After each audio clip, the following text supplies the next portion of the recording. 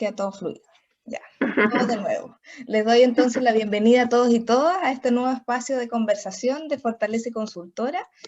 Este sería entonces el último de este ciclo de webinar que esperamos podamos retomar más adelante porque fueron espacios súper exitosos, ya donde efectivamente tuvimos conversaciones bien interesantes. En esta oportunidad el espacio es un poquito distinto a lo que hemos tenido anteriormente porque hoy día es un espacio de conversación, por eso también estamos grabando para poder llegar a más personas. En que en esta primera etapa conversaremos con un invitado especial que lo voy a presentar a continuación. Estamos calculando ahí entre 40 minutos de conversación que va a guiar Karina Zugel, y les pido a todos ustedes que sus comentarios, preguntas, dudas nos las vayan haciendo por chat. Sumado a eso, luego del espacio de conversación vamos a tener el lanzamiento de la página web de nuestra consultora, de Fortalece Consultora, con una promoción imperdible, ¿ya? Para que se queden hasta el final. Contarles un poquito a los que no nos han acompañado en otros espacios de conversación, que Fortalece Consultora la constituimos dos socias y amigas, yo, Ana María Abarca, psicóloga organizacional, y Karina Zugel, psicóloga social. Por lo tanto, ambas miradas nos permiten complementarnos y poder contribuir y ayudar y apoyar de mejor manera a los grupos y organizaciones. El propósito de Fortalece Consultora es contribuir al bienestar de las organizaciones, ayudar a construir espacios de trabajo saludable. Somos las dos creyentes de que organizaciones, empresas que cuentan con trabajadores felices, contentos, orgullosos de su lugar de trabajo, van a dar lo mejor de sí, por lo tanto van a tener un mejor desempeño y de esa forma van a contribuir mejor a la organización, ¿sí? Hoy día, en este contexto que estamos, en un contexto difícil, de crisis, de distanciamiento, de restricciones, de teletrabajo, está siendo bastante complejo poder ir... Alguien parece que está ahí con el micrófono abierto. Ha sido más complejo probablemente establecer espacios de bienestar, pero hoy día es vital. Está siendo más difícil, pero hoy día más que nunca es sumamente importante. Por lo tanto, hoy día queremos realizar una conversación de esos temas, de bienestar, de autocuidado, y tenemos un invitado especial a quienes agradecemos enormemente que pueda estar con nosotros. Él es Felipe García, psicólogo, profesor asociado al Departamento de Psiquiatría y Salud Mental de la Facultad de Medicina de la Universidad de Concepción, y es director general del Centro de Estudios Sistémicos Chile.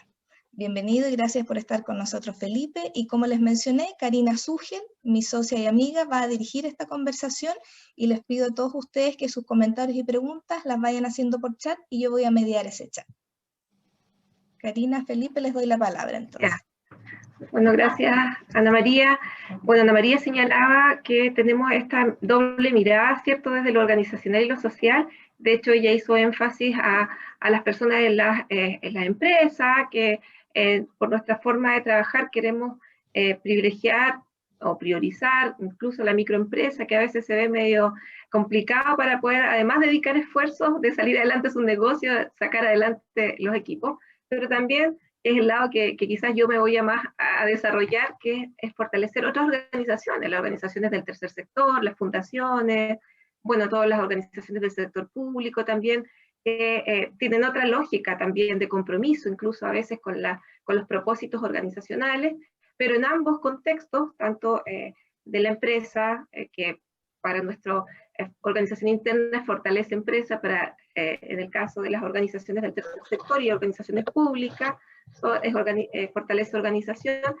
La idea es que pensar en que las personas estén bien haciendo lo que están haciendo es finalmente el foco, donde estén, ¿ya?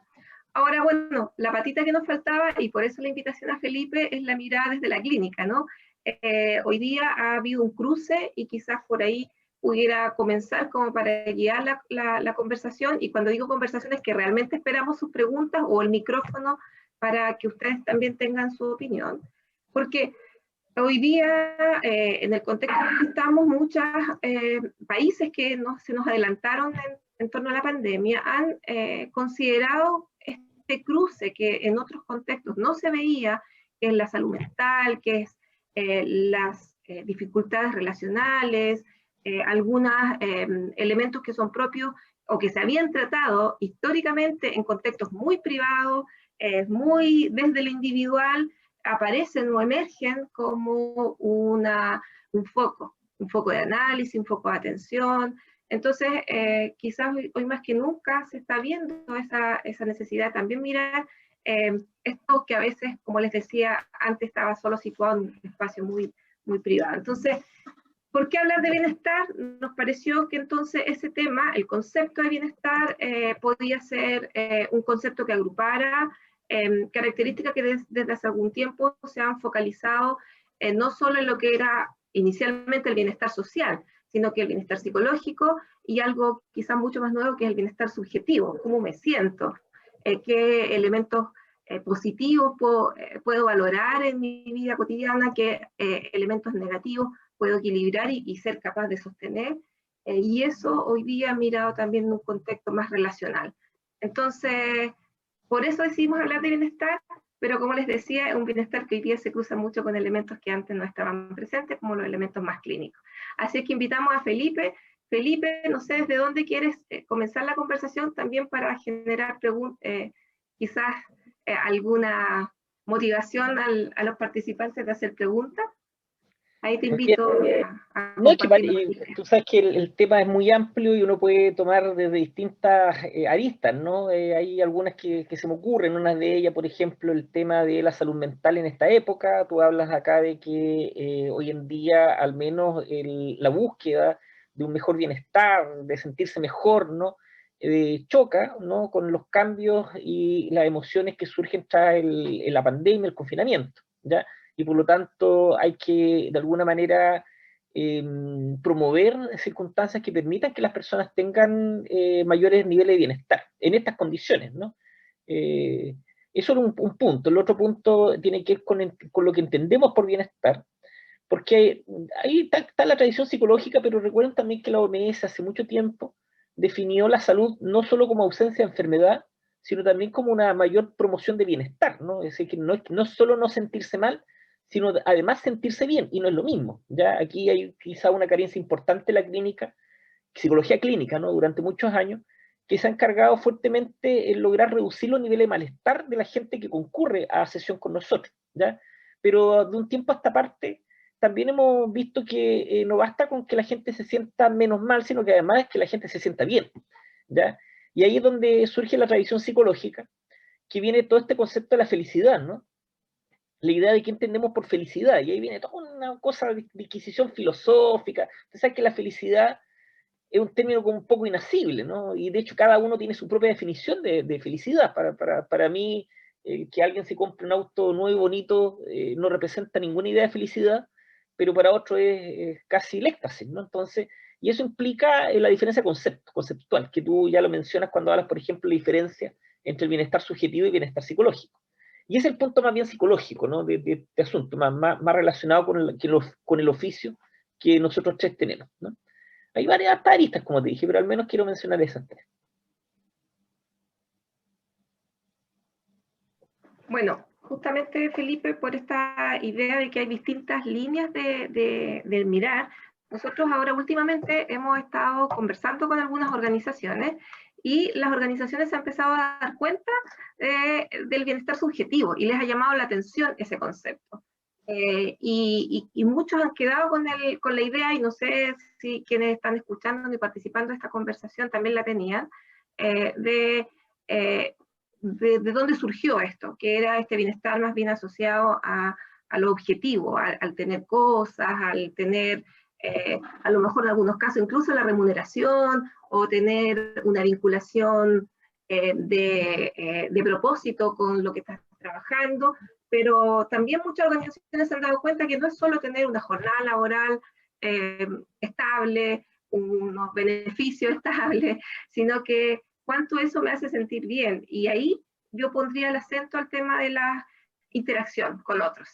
A mí me gustaría quizás por ahí, y nuevamente invito a quienes están viviendo, participando de esta conversación, cómo nosotros podemos tener esta sensación de sentirme bien en la medida que la interacción con otros tiene un peso tan fuerte y que hoy día esta interacción está siendo bastante acotada, limitada, intermediada por aparatos. Entonces ahí quizás lanzaría esa pregunta, no sé qué te parece a ti, cómo si en esta sensación del bienestar subjetivo importa cómo yo me relaciono con otros, ¿qué pasa en este contexto donde esa relación está bastante truncada o mediada, como digo yo? No sé. Bueno, la relación con otro es transversal, porque desde el punto de vista subjetivo, que lo entendemos como dices tú, el sentirse bien, hay muchos estudios que muestran que, por ejemplo, las emociones positivas que uno puede sentir, como la alegría, como el entusiasmo, se potencia cuando uno lo comparte con los demás. Por ejemplo, si yo estoy viendo una película cómica, me río, pero si estoy viendo la película cómica con otras personas más riéndose, me río mucho más. Entonces se intensifica en la medida que yo comparto estos buenos momentos y estas emociones positivas con otras personas que están pasando lo mismo. Y eso lo dice la evidencia, ¿no? Y por eso es importante también que cuando uno tiene... una pregunta que yo a veces hago en clínica es si tiene una buena noticia que dar, ¿a quién se la darías? En lugar de, obviamente, tirarnos con la mala noticia con quién, ¿no? Sino que una buena noticia, ¿a quién se la daría? ¿No? Y eso implica también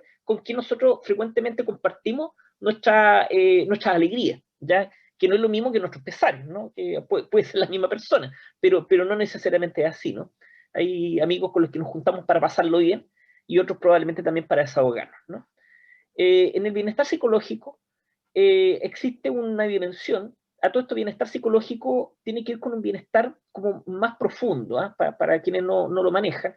Yo entiendo que los que bautizaron los conceptos en psicología positiva son muy malos bautistas, porque bienestar psicológico subjetivo y bienestar subjetivo psicológico, pero fuera de eso, como forma de señalarlo, el bienestar psicológico tiene que ir con un bienestar más del espíritu. De hecho, viene de ahí, ¿no? Viene de la felicidad eudaimónica aristotélica, que es la felicidad del espíritu, ¿no?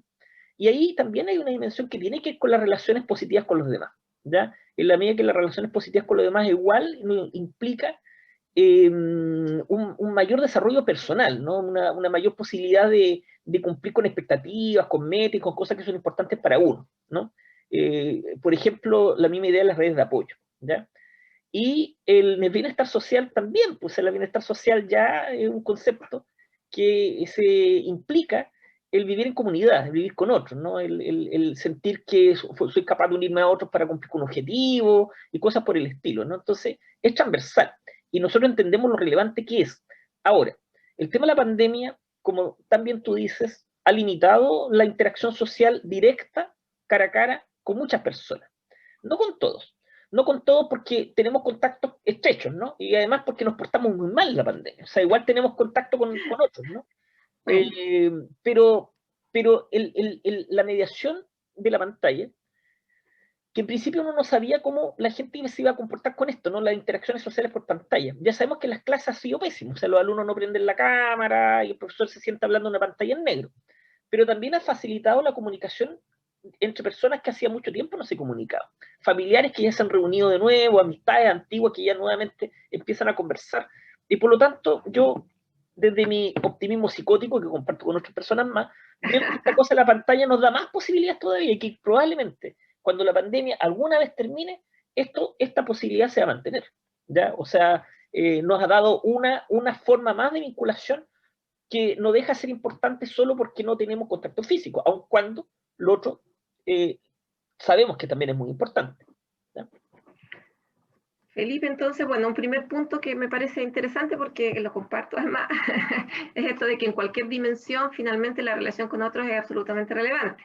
Entonces, más allá del cómo nos relacionemos, si a través de una pantalla, si es el teléfono, si es un cara a cara, entonces ese sería como un elemento que finalmente se puede considerar como relevante a la hora de pensar el bienestar. O sea, si pensamos en el bienestar donde estemos, en la familia, si pensamos el bienestar en una fundación que trabaja con niños que hoy día tienen a lo mejor situaciones de vulnerabilidad que están siendo evidentes, o en un trabajo donde tienes que estar las 24 horas, como es el área de salud, o en algunos casos trabajos que están centrados mucho en torno a, dependiendo de las condiciones contextuales, negocios que se cierran, que se abren, adaptaciones a venta en línea, o sea, finalmente donde estemos, el contexto nos va a marcar mucho el tipo de relación y cómo ese tipo de relación va a impactar o no que nos sintamos mejor o peor.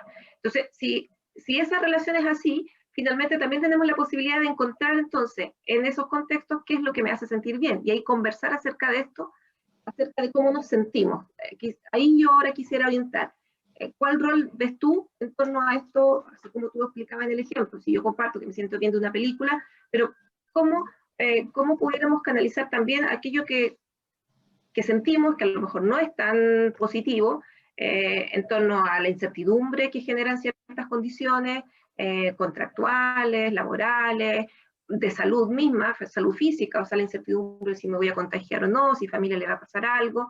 Entonces, ¿qué rol puede tener también para, en esta interacción con otros, hablar también de lo que no nos sale tan bien, o de aquello que nos preocupa, o de esta misma incertidumbre? ¿Cómo lo ves tú? Sí, bueno, obviamente me voy a tirar como a la investigación, ¿no? La investigación muestra que el compartir social de la emoción, ya que cuando uno siente algo tiene la posibilidad de compartirlo con otros, que a lo mejor están en situaciones similares y por lo tanto es más fácil comprendernos, potencia sin duda alguna los niveles de bienestar y de crecimiento que la persona puede llegar a sentir, ¿ya? Por lo tanto, esta idea de la necesidad de expresión emocional, que puede ser frente a otro, puede ser también a través de otros medios, o escribirlo, ¿no? Pero el compartir la emoción con los demás sí efectivamente ayuda, ¿no? El problema es que no es fácil cuando yo creo que los demás no comparten mi emoción, o sea, no van a sentir lo mismo que yo, o cuando siento que no van a entender, ¿ya? Y por lo tanto es más fácil el compartir social de la emoción cuando yo tengo una situación estresante, por ejemplo, la misma pandemia, que sé que la están viviendo los demás, ¿ya? Y eso es probablemente lo que está ocurriendo hoy día facilita, de hecho hay también evidencia que muestra que cuando los eventos estresantes son individuales, son mucho más severos que cuando son colectivos, ¿ya? Porque cuando son colectivos, como un terremoto, como una aluvión, como la pandemia, puedo obtener comprensión y apoyo de otras personas que van a entender la situación en la que estoy, ¿ya? Es más fácil actuar en comunidad, ¿ya? Es más fácil actuar con una participación social, ¿no? En actividades que de alguna manera me ayuden y me protejan con otras personas que están en una situación similar. Cosa que no es fácil cuando el estrés era individual. Me imagino un asalto, una situación, eso, ¿ya? Felipe, y a propósito, tú lo acabas de tocar, esta incertidumbre, esta sensación como de estrés que sucede en situaciones como catastróficas, efectivamente han sido estudiados en el último tiempo desde el área social y también desde el área clínica, pero habitualmente han sido situaciones puntuales, o sea que se han acotado ya sea geográficamente o temporalmente. ¿Cómo has visto tú el proceso, en este caso, cuando se ha extendido en los dos sentidos, tanto territorial como temporal? ¿Y qué has podido levantar o qué has podido encontrar respecto de quizás patrones que se puedan estar dando que no se observaron en esas situaciones catastróficas más puntuales? Porque nosotros sabemos que también ahí hay una suerte desde cómo reaccionamos biológicamente frente a una emergencia, que puede tener una reacción más puntual, que después se analiza y cambia, pero esto es bastante permanente, por lo tanto el estrés está durando harto más. Entonces no sé si ahí tú tienes alguna información o lo han conversado o lo han visto cuando ya la situación catastrófica se está extendiendo tanto, ¿no? Sí, tenemos datos que hemos capturado nosotros mismos como equipo de investigación, como datos que vienen de otros estudios que se han hecho en España, en China, en Canadá, etcétera, ¿no? Y uno de estos datos indica que el efecto, obviamente, de una situación estresante como la que estamos viviendo ahora es alto, ¿ya? Y un estudio que está pronto a publicarse, que se publica en 1 o 2 semanas más, nosotros encontramos que en la población teníamos un porcentaje del 75% de los participantes con niveles leves o superiores de estrés, ¿ya? Que es una cifra que es superior a la que uno encuentra en circunstancias más, no quiero decir normal, porque ya no sé lo que eso significa, pero como era antes, ¿ya? Como era antes, ¿no? Entonces, sí está provocando... Sí, prepandemia, porque prepandemia está el estallido social, pues entonces ahí nosotros tuvimos una especie de tren, ¿no? De una cosa tienes razón, claro, que en Chile además le agregamos, y no solo en Chile, porque hubo estallido en distintos países. Claro, exactamente, entonces, pero por otro lado, en mi impresión, es que cuando uno vive cosas como un terremoto, como el mismo estallido social y luego la pandemia, como que nos vamos armando, como que nos vamos adquiriendo herramientas, ¿no? Y que este es un concepto que es importantísimo en el tema de bienestar, ¿no? El sentir que cuento con competencias, ¿ya? Sí. el sentirme competente frente a las demandas y frente a las situaciones que de repente exceden lo cotidiano, ¿no? Y creo que lo mismo, o sea, cuando nosotros tuvimos que cerrar los comercios por la pandemia, ya veníamos de cerrar comercio y ya por lo tanto sabíamos más o menos cómo actuar y qué hacer, ¿ya? Lo mismo ocurrió cuando tuvimos el estallido en relación a experiencias potencialmente traumáticas anteriores. Entonces vamos adquiriendo nosotros formas de abordarlo, formas de afrontarlo, que nos van ayudando, ¿ya? Y es por eso que hay mucha gente que afirma que al menos nosotros los chilenos somos fuertemente resilientes frente a los desastres naturales porque nos pasa de todo. Lo único que no nos pasaba eran los tornados, hasta que hubo tornado el año antepasado. Entonces, pero las tenemos todas. Entonces, de alguna manera se puede, ¿ya? Y es una ventaja para todos nosotros. Ya. Bueno, ahí veo que se acaba de sumar Carolina. Carolina está desde Estados Unidos, además, acompañándonos, y hace un rato antes, cuando conversamos con la posibilidad de que participara hoy día, ella me decía cómo lo estaba viendo también allá, y que en alguna oportunidad que conversó con alguien, les decía que esto lo estamos viviendo como todos la tormenta, pero unos van en un barco, otros van en un botecito a vela, que también, a propósito, lo vinculo con lo que acaba de decir Felipe, que son estas herramientas, ¿no? Cuánto uno tiene y se siente con herramientas para enfrentar este tipo de situaciones y cómo las autoevalúo en la medida de que me van resultando o no me van resultando, o que mis condiciones contextuales siguen cambiando. O sea, en Chile hoy día tenemos estas discusiones en torno a qué va a pasar incluso con ciertos apoyos del Estado o no, en ese caso, qué va a pasar con las empresas, con las organizaciones, para sus trabajadores o para las personas que están ahí desarrollándose. Entonces me imagino por ahí Carola, me aprovecho aprovecho de saludarte y de contar la infidencia de lo que me decías delante. Pero si es que quieres comentar algo, Carola, y aprovecho de recordarle a los demás que está el micrófono abierto, la idea es que aprovechemos esta conversación, no sea solo entre Felipe y yo, pueden escribirlo en el chat si prefieren, o a lo mejor levantar la manito y le damos ahí el micrófono. Pero no sé, Caro, si quieres aprovechar de compartir un poco qué contexto se daba eso que me compartiste.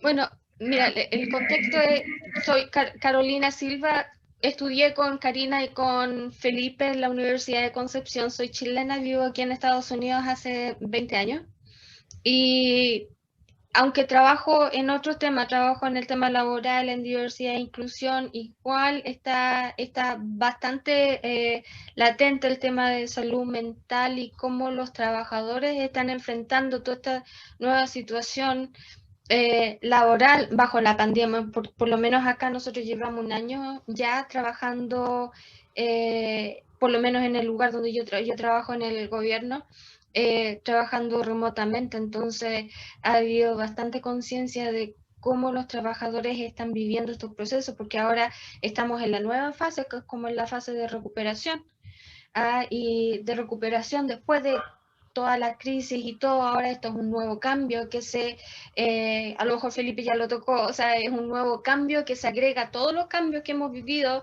en adelante, que también va a elevar los niveles de estrés. Entonces, hoy día teníamos una presentación con la directora de salud mental y nos decía que hemos estado todos bajo la misma tormenta, es la misma tormenta, con los mismos vientos, la misma lluvia, la misma ola, estamos todos en el mar bajo lo mismo, pero cada uno está en situaciones diferentes y cada uno está viviendo la misma tormenta, pero desde su perspectiva, algunos en un buque grande, otros en un velero, otros están en una balsa y otros en un puro, o nadando con un puro flotador. Entonces, se vive de manera diferente. Y eso hay que tenerlo siempre presente cuando trabajamos en el tema. Gracias. Y eso, gracias, disculpa por esta tarde, pero estaba en otra reunión con otra chilena en temas de diversidad e inclusión. Gracias, Carolina. Gracias. Mira, así que ahí te vi, me acordé del ejemplo que habías puesto y lo relacioné con lo que decía recién Felipe. Y ahí quizás lo llevo a algo que también hemos mencionado, pero que es el rol, en este caso, de quienes lideran ciertas organizaciones. Felipe, me imagino que tu experiencia clínica en muchos casos obviamente es la persona la que se da cuenta, que requiere apoyo, sabemos que en muchos casos es la persona un poquito presionada por otros, por la condición familiar, porque le dieron un ultimátum en algún lugar. Eso cada vez ha sido más evidente, esta como voluntariedad, entre comillas, que en algún momento era como casi la condición para iniciar, pero ya sabemos que los contextos obligados son más recurrentes que los que pensábamos antes. Pero ¿qué pasa cuando en un contexto de estar con otros, ya no solo en la familia, sino que en un trabajo, en un equipo de colaboración, del que sea, hay alguien que conduce ese equipo, que lidera ese equipo y que te da cuenta, digamos, cuál es el rol que ves tú de alguien que tiene un rol directivo en algún caso, que sé que va más allá del área clínica, digamos, pero ¿cómo lo verías tú? ¿Y cómo podría, por un lado, esta persona identificar que alguien requiere ayuda, requiere apoyo, que hay que incluso derivarlo, como ustedes tienen un lugar donde tienen voluntarios que tratan algunas situaciones particulares y que finalmente se transforma en una red de apoyo para personas individuales u organizaciones, pero ¿qué puede hacer alguien que está con otro? ¿Cómo lo identifica que ese otro requiere ayuda? ¿Y qué puede hacer para que efectivamente las condiciones contextuales sean más favorables para tener esas herramientas que permitan enfrentar esta tormenta, ¿no? ¿Cómo lo ves ahí, Felipe?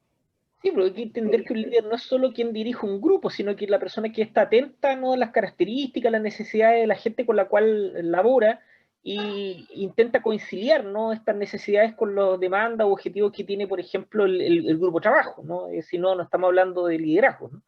Y en ese sentido, una persona que ejerce un rol de liderazgo, no voy a ser directivo, al estar atento, ¿ya? Se pueden generar instancias en las cuales las personas puedan, por ejemplo, expresar, ¿no?, estas preocupaciones, compartirlas con los demás, con sus compañeros, sin necesidad de recurrir a instancias, por ejemplo, más elaboradas, como la búsqueda de psicoterapia, por dar un ejemplo, ¿no? Además sabemos que hoy día los psicoterapeutas están muy escasos, ¿ya? Porque hay una demanda altísima por el tema de salud mental hoy en día, ¿no? Entonces no es fácil decir andar a ver psiquiatra, psicólogo hoy día, ¿ya? No es fácil encontrar, ¿no? Entonces, y vuelvo al tema de las redes de apoyo, ¿no? El grupo de pares, en este caso entendiendo como grupo de pares al grupo de compañeros que comparten un espacio, o cumplen un rol fundamental como soporta el estrés, ¿ya? Y en la medida, por lo tanto, que se incentive un trabajo en equipo, ¿no? Una colaboración entre todos y la escucha y la comprensión, ¿no?, de las diferencias individuales, las cosas podrían funcionar bastante mejor, ¿ya? El problema lo tenemos, yo creo, en organizaciones donde invisibilizan al trabajador, pues, o sea, que no está a la vista, ¿no? Y uno no sabe lo que le pasa, porque solamente es importante su aporte en la cadena de producción, por llamarlo de alguna manera, ¿no? Y ahí sí, efectivamente pasan cosas duras y la gente termina o bajando su desempeño, o ausentándose, o cosas por el estilo, ¿no? Entonces, lo que finalmente repercute negativamente en la organización. Claro. De hecho, bueno, en marzo aparecieron algunos resultados que por lo menos que yo estuve revisando en España, que llevaban más tiempo, y efectivamente mencionaban que las organizaciones, claro, si es una empresa, lo que está buscando no bajar la productividad, pero si es una organización cualquiera, nadie quiere quizás no cumplir su objetivo, no cumplir los compromisos que ha adquirido con quien sea, con alguien que participa en una intervención, o los compromisos que hayan adquirido, y efectivamente empezaron a observar y a darse cuenta, no solo el ausentismo por licencia médica asociado al COVID, sino que asociado al estrés de tener que trabajar en la casa, como al inicio conversaba Ana María, a veces teniendo que hacer cuidado, labor de cuidado, que antes se delegaba a un tercero y ahora no se puede delegar, o teniendo que compatibilizar horarios.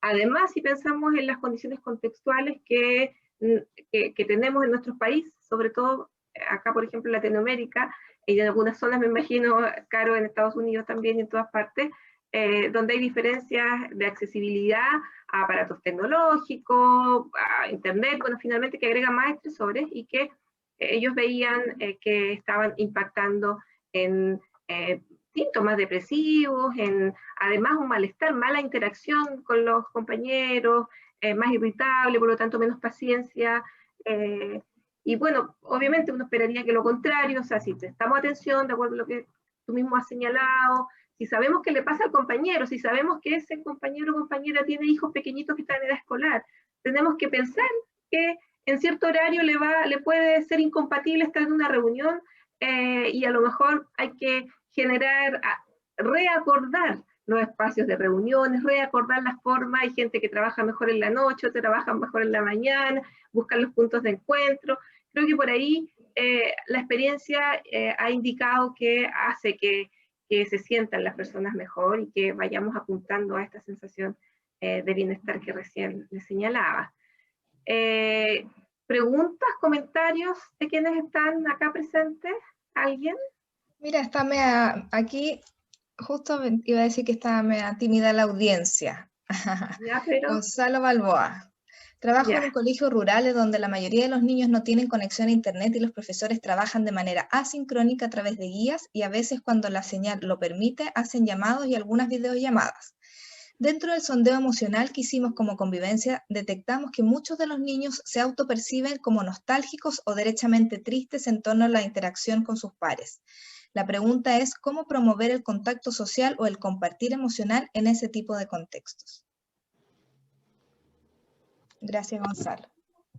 Sí, bueno, un poco, antes que a lo mejor Felipe nos dé su opinión, era similar a lo que estaba recién planteando. O sea, los contextos nos marcan mucho la forma de interacción y efectivamente acá, bueno, yo he aludido a la creatividad de muchos y el apoyo de otros, porque efectivamente no solo tenemos que considerar el contexto del profesor, de la profesora y del colegio, sino que obviamente de los estudiantes y de las familias de esos estudiantes. Yo escuchaba el fin de semana a Amanda Céspedes y la leía, que decía que en realidad, considerando que la plasticidad un poco de adaptación que tiene la niñez, si no habían podido participar de cumpleaños, de tareas, de ejercicios, eso se iba a recuperar, pero lo que podía afectar era la emocionalidad que se genera por no poder hacerlo. Entonces, lo que había que impactar era más bien la emocionalidad, o sea, los adultos que estamos ahí, que tenemos que acompañar y que tenemos que guiar, que en este caso colegio, me imagino, son ustedes como equipo de convivencia, más los profesores, ¿qué transmitimos respecto a no poder hacer algo? ¿Qué pasa si yo no tengo internet y no puedo hacer la guía? ¿Qué consecuencia tiene eso? ¿Cómo yo valoro otras cosas que van a impactar esa emocionalidad desde el punto de vista más acotado o situado, diría la psicología más social comunitaria, situado en el contexto? Entonces, me llamó mucho la atención su punto respecto a la plasticidad y adaptación que van a tener, o sea, igual se van a poner al día en algún momento, pero la emocionalidad que marca, eso quizás pueda tener consecuencias que no queramos tener o que no podamos manejar, o no sea más que no poder, no sea un poquito más complejo manejar quizás a futuro. Felipe, no sé si quieres agregar algo en eso. Sí, que yo creo que uno de los sistemas más impactados negativamente por esta pandemia es el sistema educacional, sin duda alguna, ¿no? Y usted dirá algunos trabajos, pero yo estoy hablando de impacto más bien emocional o psicológico, ¿ya? ¿Por qué? Porque están todos los involucrados con niveles de estrés que son inhabituales, que no habían sufrido nunca, ¿no? Y me refiero, por ejemplo, a los profesores, a los apoderados, a los alumnos, a los directivos, ¿no? Tremendamente impactados por esto. Y por lo tanto, yo coincido en que en este minuto la preocupación fundamental no está en la adquisición de contenido, sino que esta adquisición de contenido esté dada en un contexto, en un clima que favorezca la emergencia de emociones positivas, ¿no? Y de bienestar, ya que estamos hablando de eso, tanto como comunidad escolar como a nivel familiar. Ya hay algunas acciones que en algunos lugares se han determinado, por ejemplo, el reunir los grupos más pequeños, que permita, por lo tanto, tener un control, una regulación más clara de qué hace cada niño, en lugar de clases con 40 pantallas encendidas donde el niño se les pierde, y por lo tanto no estamos atentos a lo que les ocurre. U otras, por ejemplo, el no dar tareas, que ya se pedía cuando no había problemas con la presencialidad, porque llegar a los niños cansados a hacer tareas, pero hoy día es más terrible, ¿no? Es más terrible, por la medida en que después de estar muy cansados, muy agotados los niños, más encima hacer tareas que más encima el profesor después tiene que corregir, en lugar de desarrollar las actividades de principio a fin en el contexto de la clase que están estableciendo, ¿no? las pausas, y que las pausas sean activas en el contexto de clase, y en esas pausas activas incluso incorporar a la pausa activa a los cuidadores que están a cargo de los niños en ese minuto, de tal manera que haya más distensión y promover mejor clima familiar, ¿no? Pero bueno, hay pequeñas acciones o grandes acciones que uno tiene que hacer, pero es parte fundamental de lo que nos tiene que preocupar, ¿ya? Insisto, más que la adquisición de contenidos por sí mismos.